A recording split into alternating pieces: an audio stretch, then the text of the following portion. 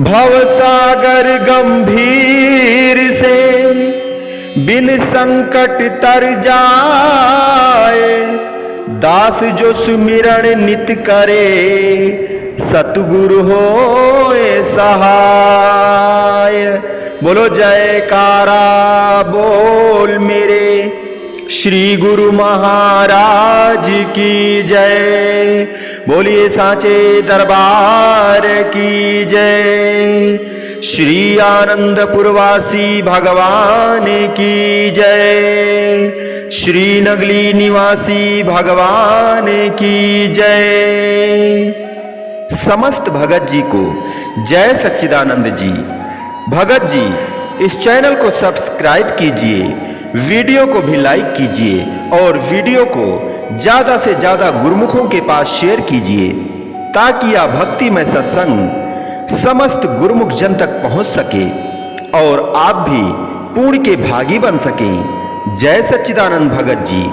हमारे हुजूर श्री सद्गुरु दाता दीनदयाल जी ने एक वाक्य में कहा है, हमेशा प्रत्येक मनुष्य उन्नति की ओर जाने तथा सुख आराम पाने की इच्छा रखता है।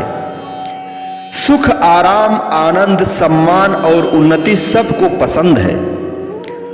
हर कोई यह चाहता है कि जिस अवस्था में मैं वर्तमान काल में हूं, उससे उत्तम अवस्था में रहूं, इससे बढ़कर सम्मान सुख और आराम के सामान प्राप्त हो जाएं।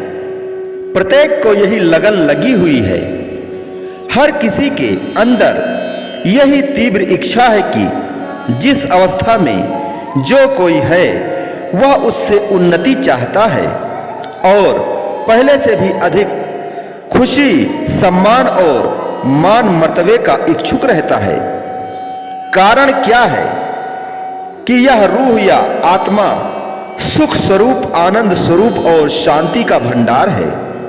यह सबसे श्रेष्ठ और उत्तम है। सूरत के अंदर उसी असली और निजी दर्जे की चाह है, अर्थात ऊंचे दर्जे को प्राप्त करने की ख्वाहिश है। चाहे अज्ञानता के कारण खुद समझ न सके, किंतु वास्तव में प्रत्येक मनुष्य के अंदर में यही चाह है, यही अपने असली और ऊंचे दर्जे को प्राप्त करने की लगन है। सबब यही है कि उसकी अपनी असली हालत या निजी अवस्था इतनी ऊंची उत्तम और श्रेष्ठ है कि दुनिया के किसी भी बड़े से बड़े सामान और दर्जा मर्तबा के मिल जाने पर वह वास्तविक अवस्था प्राप्त नहीं होती, तथा वह ऊंचे से ऊंचा दर्जा पाकर भी और ऊंचा बनने की ख्वाहिश लगाए ही रखता है। जैसे किसी की कोई हालत एक बार देखी हुई होती है और यदि वह हालत खो जाए तो फिर जब तक उसे वही हालत ना मिले चैन नहीं पड़ता, तृप्ति और शांति नहीं आती। तृप्ति और शांति तो तभी आवे जबकि उसे वही चीज मिल जावे जो उसकी खो गई है। जिस प्रकार मिसाल के तौर पर दुनियावी व्यवहार में किसी व्यापारी को घाटा पड़ जावे तो फिर वह जब तक वह उसकी हानि पूर्ति ना हो जावे वह कहता है कि मुझे तृप्ति नहीं आ सकती। इसी प्रकार ही जीव की जो वास्तविक अवस्था है उससे वह जीव गिर चुका है। यह अपनी सहज अवस्था से बिछड़ा हुआ है।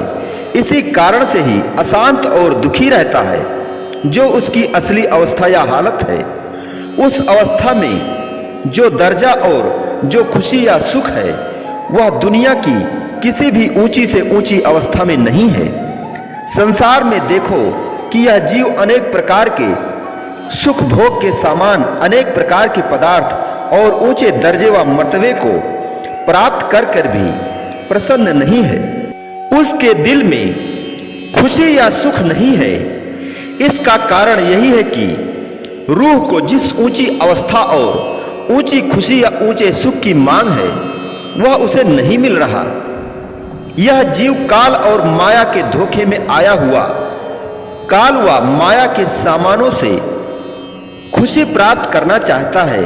काल और माया तो रूह के दुश्मन हैं। जीव का वास्तविक स्वरूप कुछ और है। उसकी अपेक्षा में काल और माया का अस्तित्व भी क्या है। काल और माया झूठ है, जबकि यह स्वयं सत स्वरूप है। अब धोखा कितना है कि झूठ में सच की तलाश करता फिरता है। यदि यह जीव कहे कि ये सब अपनी चीजें हैं, ये मेरे अपने पदार्थ हैं, मेरे अपने मित्र संबंधी हैं और ये सुख के सामान मेरे अपने हैं, किंतु नहीं, संत जन बतलाते हैं कि ये रूह की मलकियत नहीं है, बल्कि ये सब काल माया का धोखा है। क्या कभी पराई वस्तु भी अपनी बन सकती है? हरगिज नहीं। यदि कोई पराई वस्तु को अपना बनाना चाहेगा तो वह धोखे में है और नुकसान उठाएगा। इसी प्रकार माया की जितनी भी रचना है, जो भी दृष्टमान नजर आता है, ये सब काल और माया के सामान है। रूह को शरीर मिला है और इस शरीर के बरतते हुए रूह ने अपनी असलियत को पहचानना है। सच और झूठ की परख करनी है। जब असलियत की परख हो जाएगी तो फिर यह धोखे से बच जाएगा। तब इसको दुश्मन हरगिज धोखा ना दे सकेंगे। यह जीव दुश्मन सज्जन की सच और झूठ की असल और नकल की खुद पहचान नहीं कर सकता। इसलिए यह धोखे में आया हुआ है। जो शत्रु मित्र में परख ना कर सके, वह धोखे में आया हुआ नहीं तो और क्या है। बस इसीलिए यह जीव सदा दुखी है। सुख के सारे सामान रखता हुआ भी दुखी रहता है। महापुरुष संत जन ही जीव को असलियत जतलाते हैं और कोई असलियत नहीं जतला सकता। जीव को और कोई असलियत जतलाएगा भी तो किस तरह? सब ही तो खुद माया के शिकार बने हुए हैं, फिर वे क्या जतला सकेंगे? अपने ख्याल से यह जीव समझता है कि लाखों करोड़ों की जायदाद में इज्जत है, किंतु संतों का विचार है कि जब धन की चाह है तो उसमें सुरत अटकेगी या नहीं, और यदि सुरत अटक गई तो उसका फल सर्प की योनि है। इसी प्रकार ही शेष अन्यान्य माइक पदार्थों के संबंध में भी विचार किया जा सकता है। जीव का अपना रुख जिस तरफ है, उससे इज्जत बड़ाई प्राप्त नहीं हो सकती। अपने ख्याल से यह बेइज्जती, अपमान और अनादर की तरफ रुख करता है, किंतु संत जन सत्पुरुष से सम्मानित इज्जतदार बनाते हैं। वे सदा ही जीव की भलाई चाहते हैं।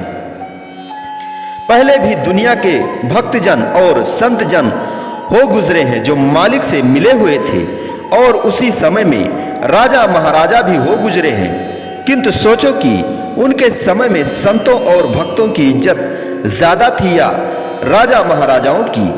विचार करने से पता चलता है कि उस काल में भी उन संतों और भक्तों का दर्जा बड़ा था, तथा आज के समय में भी वे भी अधिक आदर करने के योग्य माने जाते हैं। कारण क्या? उन्होंने सद्गुरु की रहनुमाई में जीवन को ढालकर सच्चाई और भक्ति की ओर रुख किया। संत महापुरुष तो समय समय पर प्रकट होकर सर्वदा जीव को चिताते हैं कि ए जीव, तेरा जो निज स्वरूप है उसे पहचान। मन तू ज्योत स्वरूप है, आपड़ा मुलु पछाड़ू।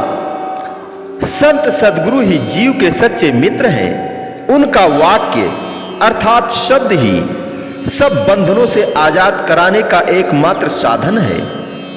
उनके वचन मानने से ही अपने स्वरूप की पहचान होगी।